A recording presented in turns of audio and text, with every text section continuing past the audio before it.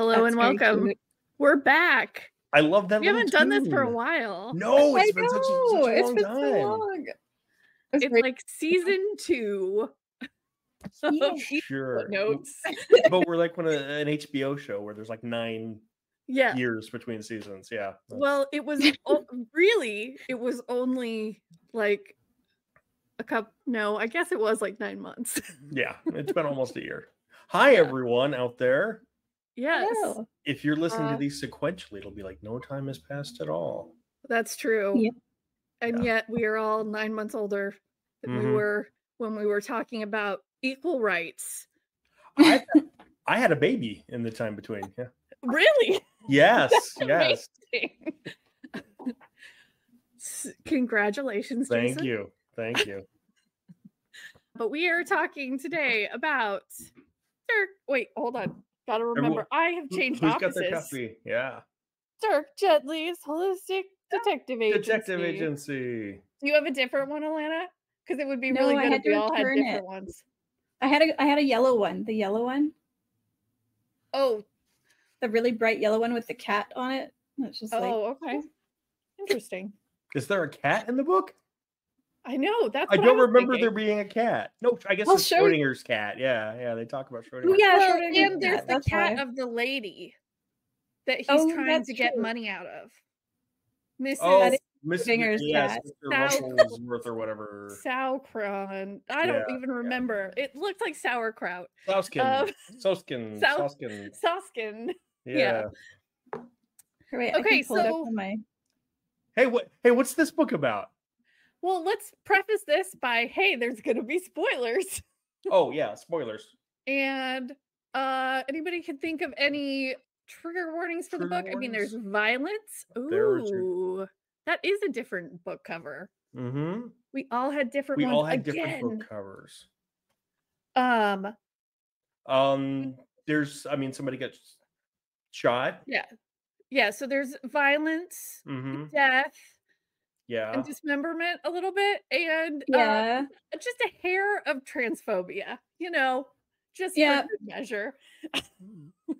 I was like, excuse me? Why did we need to throw that in? I don't know. It seemed really off-putting, but I guess it was in the 80s. And so it was in the 80s. We just needed to say we don't like it when the lads wear dresses. So it was a weird, literally one line, but from a cop though, so ACAB, so exactly.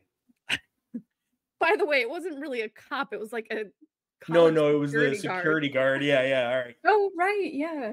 Even worse. That's bad. When you can't be a cop and you want to be a cop. Exactly, yeah. You turn to security. Well, sorry to all the security guards. Right. Should have practiced for your exam a little harder. I don't know what to tell you. Yeah. Okay. So yes, this Dirk Gently's Holistic Detective Agency. This is an interestingly starting book. How long? I feel like we don't even have mention of Dirk Gently until chapter 5-ish. Yeah. He's mentioned before that, but no, 5 is the first time he's mentioned at the college. Doesn't Reg at one point say, "Hey, have you heard from your friend Dirk?" That's in chapter 5. Yeah, that's chapter 5. It's like a series of really short chapters, and then they mention. You have no idea what's going on, and then later on, the first on page is the binoculars chapter. Which is written from the point of view of the binoculars, but we later find out who was controlling the binoculars was in fact Dirk Gently. Well, so I think it's safe to say that Dirk is not the main character per se. That's fair. It is in fact Richard Macduff.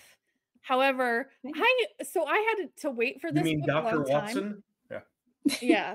I had to wait for this book a long time, and I watched the first episode of the show. And to my astonishment, there was no Todd.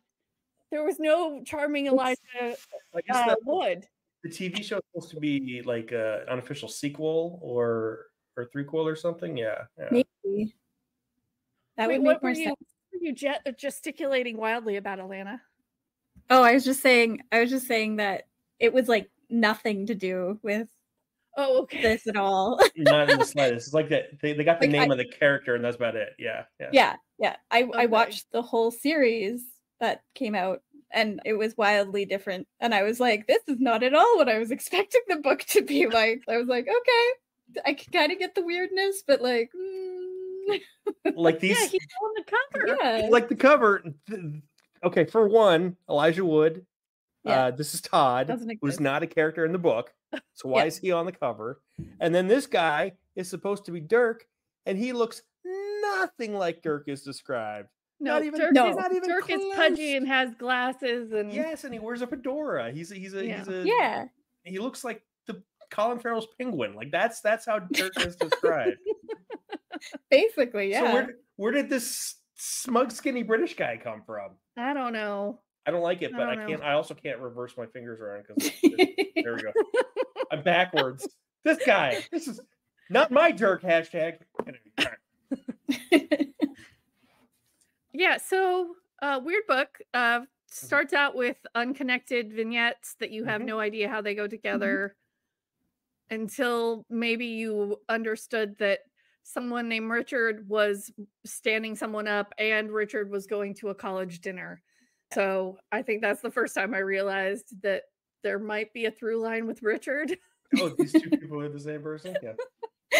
I mean, and to me, the names Gordon and Richard, as we were taught in the book, I'm like, man, these are the most white toast, like absolute British names. I have no idea. It could have been Richard. It could have been whatever. White guy names.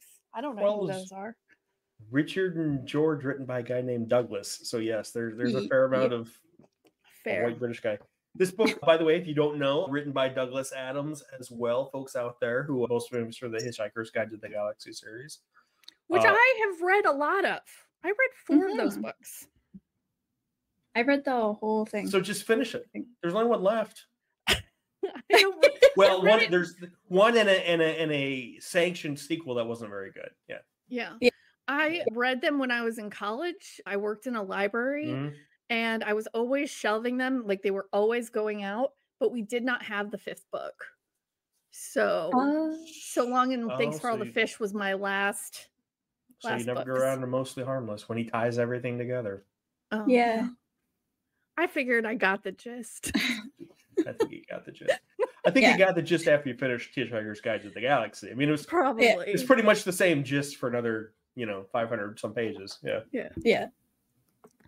Okay, so where do we start with this? Okay. Unconnected. I don't know. Yes. You've got a robot from another planet. Yep. Or another dimension. But they're a monk. Can't forget that. Yes. Part. He's a robot monk. Yes. They were created to believe things for people. For people. Right. Who can't. Right. Exactly. Or possibly watch television shows for those who can't. If you don't want to waste your time believing things, you can have the monk do it for you. So that's like but this monk has malfunctioned. Yes. And it just believes random things. Like that the world is pink. Right. Exactly. And it has a horse who might be the most sensible. Because horses are cheap and we have to have them. And they're the most sensible creatures in the book, most likely. Yeah. So there's your first character, your horse. And then you've got Richard, who is generic British guy. Who is gone Gordon, who's rich generic British Gordon, guy. His boss, who is also his girlfriend's brother. Yes. But Richard is at Cambridge for an old, or no, is it Cambridge? Well, he's at some old college. Yes. Yeah. Yeah, I think St. Sed's at Cambridge. Right. St. Sed's, which is made up, but based on the school that Douglas Adams went to. And they're having a Samuel Taylor Coleridge reading. And there's a magic trick and a lot of boringness. Yes. And the magic trick is important. The magic trick is important. As important as anything in this book is. Yes. One of Richard's old mentors, Reg, who is a professor of indeterminate age and professorial chronology. Oh, yes. Yes. Which, by the way, like, so that's when everybody knew this was going to be a time travel book, right? Yes. Yeah. Okay. Yeah. When he's professor of chronology. Yeah. Yeah. That's like, oh, this is time travel. Yeah. He does a magic trick for a little girl that on its first glance seems very simple. Like he like makes a salt shaker appear in a pot or something. Yeah, like something really simple. All right. Richard goes to hang out with Reg for a while, and Reg is being forgetful and British and professorial, and he asks about Richard's friend Dirk, who Dirk hasn't seen since school. And then we get a little bloop about Dirk was this kid who used to claim he wasn't psychic so that people would think he was psychic, so that he could con them into paying for his believing mother's he was surgery. psychic. Yeah. It was like, well, he inevitably came up with the scam and was like, look, I don't want to say that I'm psychic, but let's just to prove I'm not, I'll go ahead and write down the exam questions and we'll look afterwards to see if I was right. And then because before would be cheating. Right. Before it would be cheating. But people would come up and say, hey, I heard your mother was sick. Here's $100, Bob. And then he'd let them see the exam notes. So, but the thing that turned out to be was that somehow he got it all completely correct. Like he correct. He copied the exam, even though he'd never seen them himself. So maybe he was psychic after all. Yeah. Right. Who knows? So take that and throw that away for a while. Yeah, he's a strange character. We're not going to hear about him for a while. Because he's gone now. Oh, and we forgot there's his first name, his like name before he was Dirk Gently. Oh, Splad. Splad Chelly. Yeah. Yes. And I guess he goes by pseudonyms because he went to prison. Well, he went to prison for cheating. Yeah, that's true. Actually, when you mentioned the fact that he spent some years in prison, yes, that's a good point. Even though he didn't cheat, or did he? But he probably didn't. But he might have. But probably. But that's what happens when you cheat in college. You get dragged off in a paddy wagon. They put you in jail. Yes. For a few years. They lock you up for at least 5 years. Totally happened to the person under my year too, you know. Oh yeah. Got locked up. Now they just got kicked out. Oh yeah, when I was in higher ed and kids would get caught cheating or plagiarizing, we always locked them up into jail. Yeah. Or put them in stocks, obviously. Yeah, exactly. That kind of comes back later. Richard realizes that, oh no, I was supposed to take my girlfriend Susan out. Wait, before that happens. Oh, before that happins, her brother gets shot. There's a horse in the bathroom. Yeah. There's a horse in the bathroom. Horse in the bathroom is very important. The electric monk, remember him? He goes up to Reg's rooms at the college, and Reg is terrified for some reason and says, like, if I don't act like myself, tackle me. That's right, yeah. Goes upstairs and he's like, oh, it's just a horse. And he was like, no, really, it's just a horse. That's fine. And Richard goes and checks, and sure enough, there is a horse in the bathroom with no clear way of how it got into the bathroom. Yeah. A mystery. Gordon. But, and they just leave the horse there. Like, we'll figure the horse out later. So he can't call Susan his girlfriend. So he has to just go home. Starts driving. Gets lost. Right. A lot. And at one point, somebody jumps in front of his car and he swerves out of the way. Yeah. He's like, oh. It looked just like his boss, but he thinks it's because he was supposed to be working on that project. Hallucination. Yeah. Yes. So hallucinations from guilt and stress, which is really, I mean, that's late stage capitalism. Even back in 1989, they were already feeling the effects of it. So this is also important. Everybody has the tapes message machines, like we did answer in the machines. 80s. Yes. And Gordon calls his sister to give her basically stream of consciousness notes to give his secretary. And so while he's driving in the rain. Driving in the rain in the 80s, he has a car phone. Very well to do. Yes, very well. And says, oh, the trunk of my car is bumping up and down or something. And I've got all these guns in the back of my car because I'm going to meet with Americans. And they love guns. That part made me laugh so hard. What if it was like, I've got Americans coming and all they want to do is shoot my rabbits? I should put up a sign. He says, tell my secretary to print me up a rabbit-sized sign that says "Warning Americans on premises" or something. But yeah, he goes to fix the trunk of his car and he gets shot and dies. And then he comes back and realizes he's a ghost. And he's so angry. He can't touch anything, can't really affect except when he gets angry, and then he can do like very basic things. And he finds himself strangling his corpse at one point. Oh, that doesn't. So then he proceeds to hitchhike, basically walk his way home. Except I think he just walks because he tries to hitchhike with Richard, and Richard almost hits him. Jumps out of Richard's car. Yeah. And then, and then the cops stop Richard and say, "Hey, why are you driving like you're drunk?" And he's like, "Did you have anything to drink?" He's like, "Yeah, 2 glasses of wine and some port." But that's it. Fine. Just a little bit, you know. The 80s. And then he basically says, "Sorry, my boss sucks," and the cop's like, "Yeah, that sounds right. I get that. Be careful."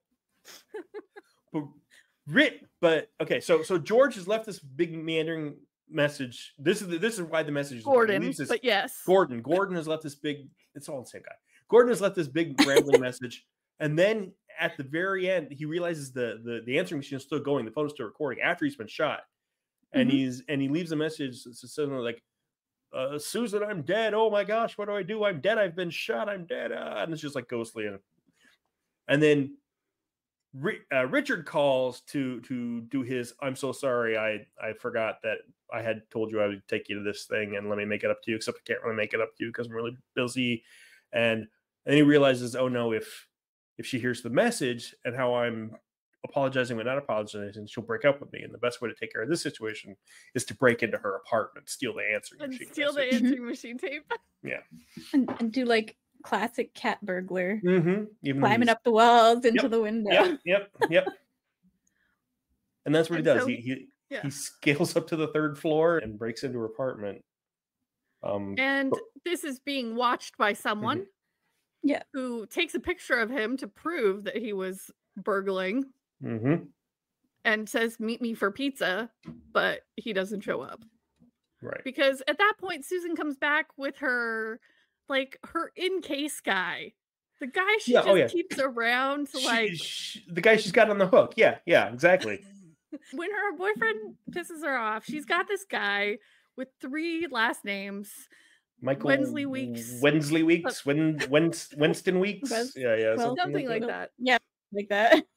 And she's like, "Actually, you just need to leave because now I have to deal with Richard, and obviously I like him way better." Yeah. And that's pretty much what she says. She's like, "I'd rather be angry and yell at him than put up with any more of you calm. So bye-bye." Yeah. But he isn't calm. He is crying because his mother took his magazine away from him because his father was a publishing magnate, gave him his own magazine, but his father died and his mom took over and is now wants to make the business profitable and is selling his magazine. Very un-British old money thing to do. They talk about how you're supposed to let your wealth squander in a dignified manner as the generations pass, and that was not what his mother planned. What else plot wise that there was? I mean, so Dirk and Richard meet back up, and Dirk says basically the cops are going to definitely think you did it. Yeah. Which doesn't really make any sense to anyone. He's straight up manipulating him. Yeah, but Richard he's like, is pretty easy to manipulate. Here's the thing. I'm gonna and he hypnotizes him, and he's like, "There are 2 problems here." And to be clear, Dirk cares nothing about the fact that Gordon is dead at all.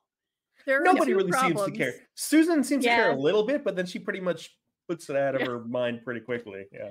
There are 2 problems that come up while Richard is under hypnosis: the magic trick at the college, and the fact that Richard has a sofa in his hallway going up to his apartment that cannot be taken out and cannot go into his apartment. And he's done all of these diagrams that say it was impossible to even get it to the point where it's at. He instead of doing his job, he wrote a complex computer algorithm that basically manipulates the couch in all the different space quadrants to see how it got in there. So like he's obviously not doing anything useful He's a computer program, so that's why he's supposed to be doing all this stuff. But listen, yes. I'm married to a computer guy, and that is the only part that is like so believable to me, is that instead of doing the work that was assigned, he would make a program for something completely different. He wrote a completely new program for just to see how to get his something else. Like, so these are the two things that Dirk latches onto. Yeah, is this sleight of hand trick with the pot that the old professor did that apparently is supposed to be impossible, and the couch that is also impossible to remove from where it is. These both break the laws of time and space. Space and physics. Space and physics, as far as Dirk is. No, and he's a holistic. He's a holistic detective, which means he solves the whole crime. He finds the whole person, and everything is interconnected. He believes in the interconnectedness of all things. Of all things, yes. And his detective agency, we find in a funny little bit where Richard like listens to him take phone calls, basically, is all him conning old women out of their money. Like that's messy divorces and lost through messy divorces and lost pets. That's how Dirk makes his. Well, I guess he doesn't really make any money because he never gets paid. No. But he never pays anybody either. But he basically is taking advantage of old ladies who lost their cats. That seems to be the majority of what his phone calls consist of. Now that he's out of prison, but clean this time. No cheating. No cheating. No cheating. So Gordon is trying to make phone calls. That's like the thing he's doing. He goes back and he basically he haunts his own apartment for a while. Yeah. Oh no, he has a house or the beach house. His house. He has a he's a mansion in the country, basically. Yeah. Yes, he goes and calls it a cottage. Right. To endear himself to other wealthy English people, even though it's way bigger than their cottages. And he goes home and he finds out he can put the one thing he can end up doing is put the gas on the stove, but not light a match. So he can get the gas going. Just, because that nothing bad will happen. No. I can't say that did happen. Well, he also that did happen in the show. Sorry. Cabinets. He opened some cabinets. A ghost blew up his own house in the show? Yeah. Well, that's good at least. Think of that. Yeah. And one of the cabinets was stuffed Gordon's body. And Gordon, I guess, kind of passes out. Which the last time we see Gordon's body is on the side of the road. Yes. So or it mysteriously disappears. Yeah. Another mystery. Missing character. So his house blows up. Yeah. Boom. And now the cops are definitely after Richard. Definitely. Totally. And kind of. Man, there's just a whole lot of nonsense. There's a lot of nonsense in this book. Yeah. Dirk basically makes a post-hypnotic suggestion so that he can tell Richard that he's susceptible to that.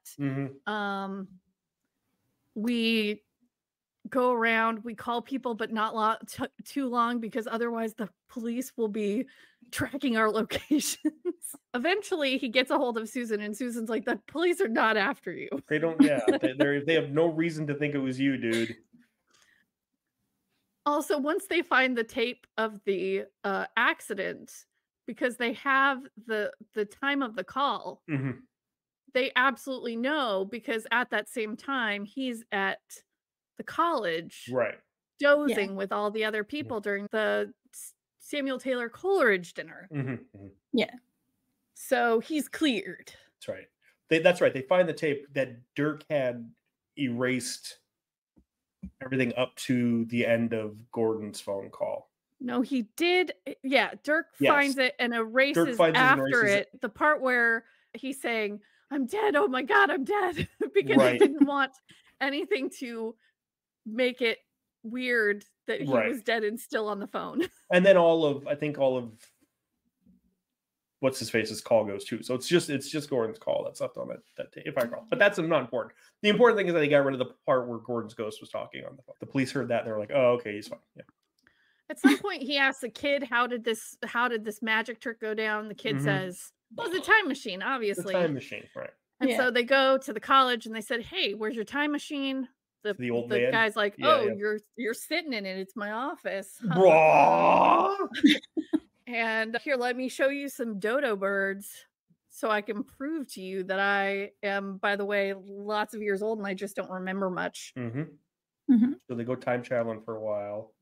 And he says that there was something in his head that was making him do weird things. Right. And that is why he, for a little girl who was bored at a dinner, time traveled back 200 years, went 2 weeks, talked the person into baking a salt shaker into a pot that she had found in the Greek islands. 200 years later, after the pot was made. Yes. Yeah. So that he could do this magic trick. Right. And there's a whole thing about like, hey, do you think that the amount of reaction to this stimuli is too big? Like, oh, you think you might have missed your normal swim? Well, then do you jump in the canal, or then do you scale your girlfriend's apartment? Like, what's going on? Right. Basically, so you're maybe possessed or post hypnotic suggestion. That's what Dirk's theory is. And then Michael comes in. Michael Weston Weeks, who we'd forgotten about or had been not mentioned for 100 pages. He has apparently been speaking to a voice in his head, and they have come to some sort of agreement. And Michael shows up at Reg's, the professor, shows up at Reg's door and says, hey, I'm actually a 4 billion year old alien ghost, and I've been stuck here on your planet for the past 400 billion trillion years. Everyone else in my species is dead. Can I use because of me, I made a mistake. Can I use your time machine to go back in time to stop my people from dying 400 billion years ago so that I don't have to be stuck on this planet for all this time? And everyone's like, yeah. And he's like, sure. That sounds great. You can use our time machine, Mr. In my head trying to do something weird, right. And in Richard's head trying to do something weird. Nothing can go wrong. Let's save this alien species. So they go into space, into a spaceship. There's beautiful music, which Richard's into. Because that's what Richard does. Richard's all about how math is music and music is math and nature is all math, and you tie them all together. That's his holistic interconnectedness of all things. Yeah. But in fact, the alien is trying to save his species at the cost of human race. They do figure this out, and la-di-da, save the universe. How do they save the universe? I mean, I'm blanking.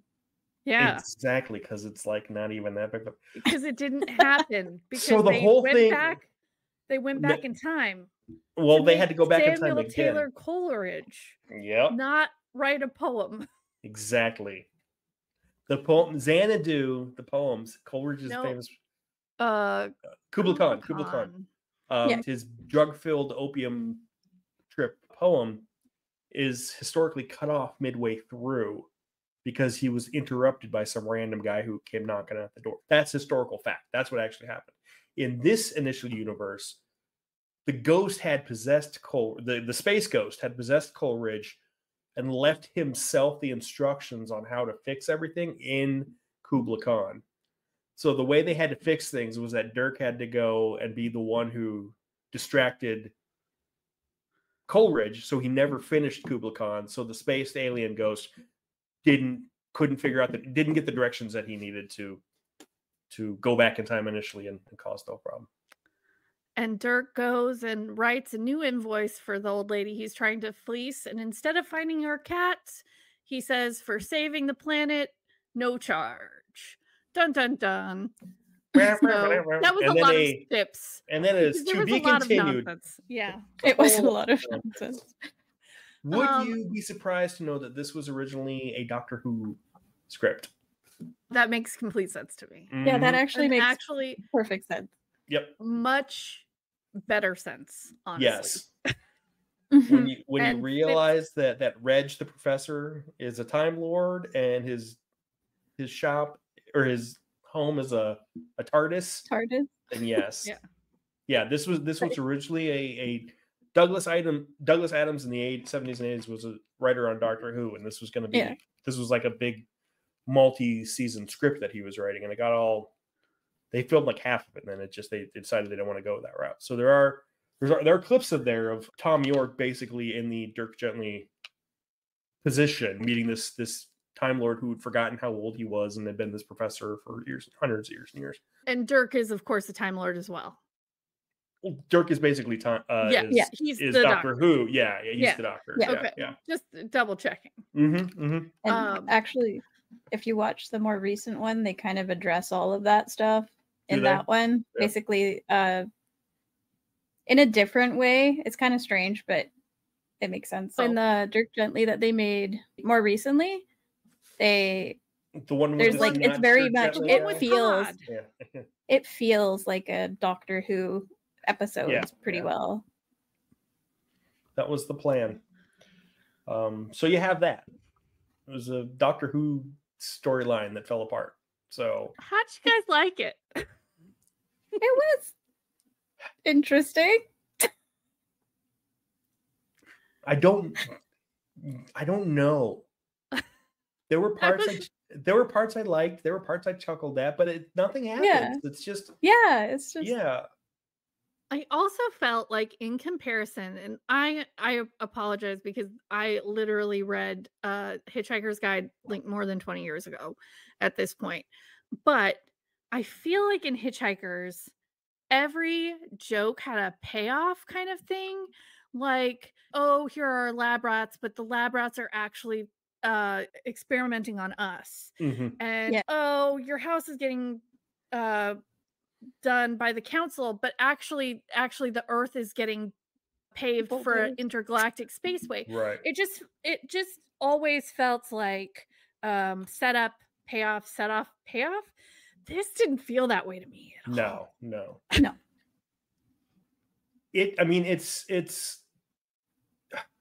I felt very much like I was a big Sherlock Holmes fan growing up. I loved those books. But the older I got, the more I realized this is not how fucking things work. You can't look at a scrape on a guy's shoe and figure out his wife's height. Yeah.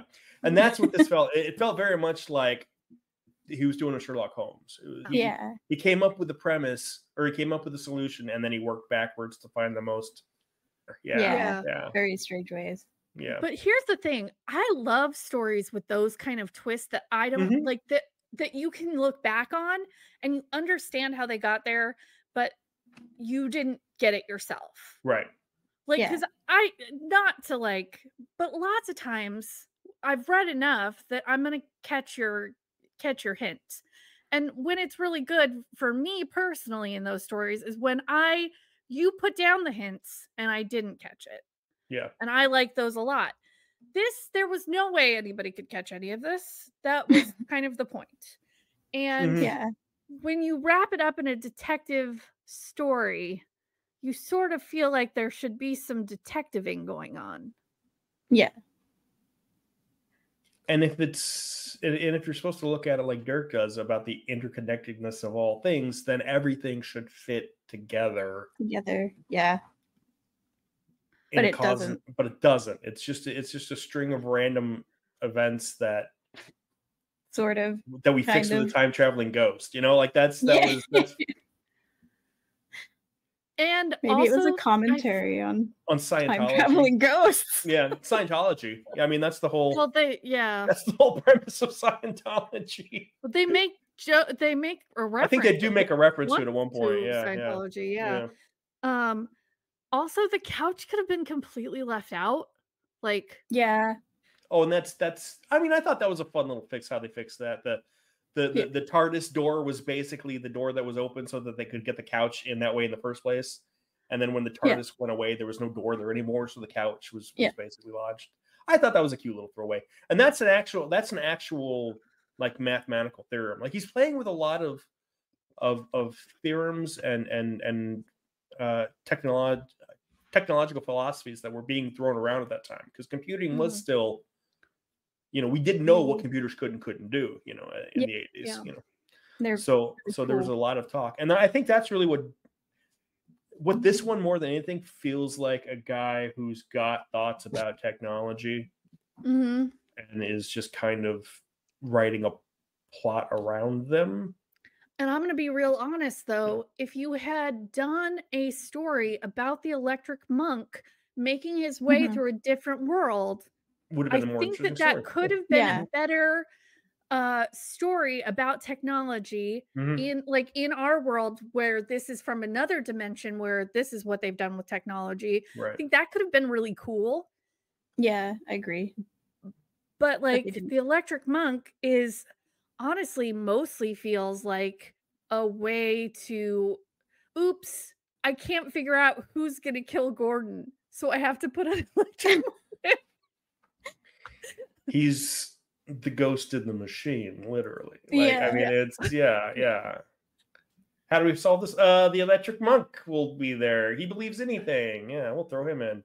And the guard at the college just said, shoot off. Yeah. That's what it was. And so because there were guns in the trunk, he believed he had to shoot off. Yep. And then even that, he has a point where the monk thinks to himself, maybe I should have waited more than 2 seconds before I started taking everything literally in a language I just Which I mean, anytime that the monk was kind of thinking, or the horse was thinking, I honestly really liked that. And I think that could have been a great way to explore that technological question. But the other I was not a huge fan of. I don't know. And I'm like really like, I was thinking about it because I honestly just finished it earlier this evening because this was such a hard book for me to get into. And I have no idea what I want to rate it, because, by the way, we're doing book clubs on Fable now, and once you finish a book, it wants you to rate them. And I don't know what I want to rate this, because like it's fine. I read it. I read it, the first time I read it was 30 odd years ago, and then I was in a stage adaptation about 15 years ago. How did that go? The stage. Did you guys make significant changes? No, it was actually somebody had already adapted it. It was based off a pre-existing adaptation. It was just called Dirk. And trying to think, there was a lot that was cut out. The Electric Monk was pretty much all cut out. Gordon was cut out. No. The murder?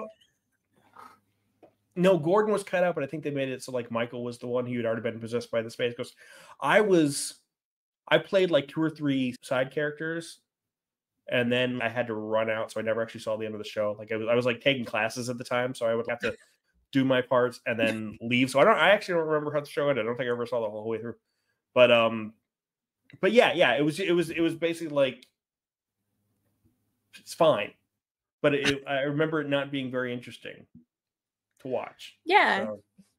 I also hate about that happens, time travel. Anytime there's a time travel story where we end up at the beginning where we started, basically, not for me. The tower. At the beginning of the story, it starts off at the tower, and then they ended at the tower, and that's where Hugokai is being written and all that.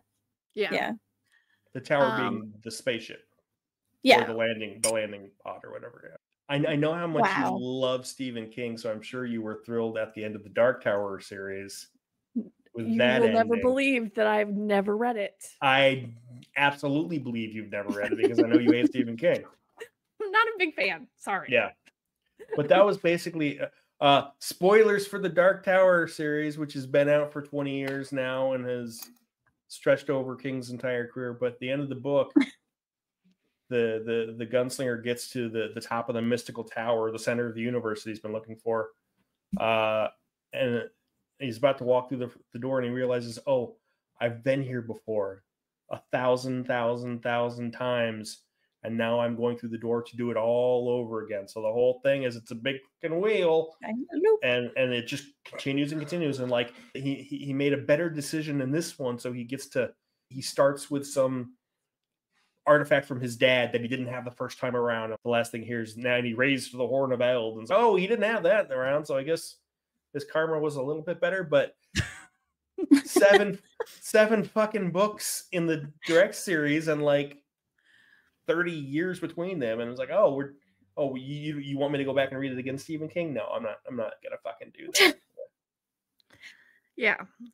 But yes, I basically never want time travel in books. Like, if I could avoid it, I just would. Just because I feel like it's kind of the same thing as when you kill off characters only to bring them back. Like, what was the point? Yeah. What were the stakes? I hate that. I hate fake out deaths. Yeah, fake out deaths. It's like cheap reset button. Yeah. Oh, that didn't happen. Boop. Except that I say that, and then one of the best books I read last month was called How to Become a Dark Lord and Die Trying, in which every time she dies, she goes back to the beginning of this magical quest, and eventually she's like, fuck being the good guy. I'm going to try and be the bad guy in this world. And like, it was amazing. You need your evil playthrough. Yeah. You need your Dark Urge playthrough. Absolutely. Yeah. So, I mean, like, there are exceptions, and there are things that are well done all the time that are not. I don't think that this one. I think if the going back to the beginning and redoing is the conceit of the book, that can be good. But if that's how you end it, that's no. That's a no. That's a good point. Same. Because I just kind of felt unfulfilled at the end. And it's a fairly long book, 50 pages, and it feels like full of. You feel it, and like, you can read a 250-page book that feels like nothing. I'm gonna look really quick because I've already read our book for next month. It's about the 250. Same. Yeah. And guess what? I flew through that thing.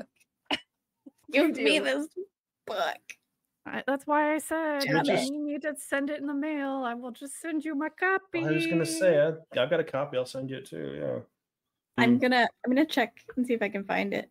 I probably can find it. It's super popular and it's older. It's like from 2021. Sorry. Okay. So old. So very old. So very old. But I do want to just say this. Because this is, and I think it'll come up the next time we do this, because we're going to do this again, guys. Yeah. This next book is also a drop you in and you don't know what's going on. Except that this one is done really well. I want to read it so much more now. and they play with time and cause and effect quite a bit too, but if I recall correctly. To some extent. Time is not whiny. Back in yes, time is whiny. Yes. Sure, it's got some timey whininess, but it is wibbly not wobbly, timey wimey. Yeah. It is not a time traveling. No. Okay. But really good. And so if you consider time always moving forward, every book is a time travel book. Oh, that's true. No. That's something that you might find in Dirk Gently's Holistic Detective Agency. Yeah. And its sequel, The Long Dark Tea Time of the Soul. Is that one any better? I will not be picking that one up. Is that one any better? No. Okay. Not picking that one up. More of the same, except instead of time traveling ghosts, it's Norse gods. And it wasn't ghosts, it was aliens, Jason. Alien ghosts. Yeah, it was the ghost of an alien. Okay. I do recommend, however, to check out the series that they made. I don't know, in the television show. 20-teens. That one was really good. I actually really enjoyed it. And that's what gave me this is what disappointed me even more, because I went from those expectations to the book. And I was just like, not really happy with this. Like, the story was so different. I was just like, It was fine. It was worth a read, I guess, because it's a classic, and it obviously I picked out a couple of times, like I have highlighted, there's a part where at the college they're talking about that your brain can basically do complex calculus to catch a ball. Yes. And that is exactly sort of the same thing that comes up in the Wise Man's Fears, book 2 of the Kingkillers, where Elodin is telling people that you figure out the math for me of where I'm gonna throw this ball, and then he asks the kid to come in, and the kid catches the ball. And so to me, I was like, hey, that feels like that's a nod to this scene. Yeah. Because this was obviously written much before that. Yeah. And I feel like there are a couple things where you could maybe catch some glimpses of later sci-fi and fantasy. Oh, sure. I mean, even though they started writing around the same time, you can see a lot of Terry Pratchett or Douglas Adams and Terry Pratchett stuff. Douglas Adams. It's very clear. And the British comic authors of the 2000s, Grant Morrison's and your Warrens, Ellis's and stuff, you can very much see that kind of absurdism from Douglas Adams bleeding into a lot of their stuff too. So yeah, I think there's no doubt that he had an impact on the genre, an influence on British white writers. Yeah. Yes. Well, and I mean, but Terry Pratchett does it way better. So I think Terry Pratchett also had 40 extra years to do it too. So there's, I mean, maybe who knows what Douglas Adams would have been capable of. But seeing as how every book he wrote got worse and worse than the one before, I think he probably wouldn't have had too much left in him. Nothing. Yeah. Okay, so by the way, join us now on Fable. We are currently discussing. Jason, join us on Fable, okay? I gotta find you guys. I'm on there. I just haven't found it. I sent you a link to the book club, even footnotes. Well, okay. Look up even footnotes, and you can join the club. I'm gonna look up even footnotes on Fable and join the discussion. Yeah. And join the discussion. Fable's cool app where you don't get spoiled because you discuss things by chapter, unless in the middle of the night you couldn't sleep and read the entire second half of the book in a fever dream of I can't put this down. And then I just put my notes at the end because I don't remember whence they came. I'll read it again before the end of the month. It was so good. It was okay. I'm excited. It was better than Dirk Gently's Holistic Detective Agency. Yeah. 100%. I'm good. I'm glad. I'm gonna give this one 3 toes out of 5 because I think there's a lot here that's enjoyable.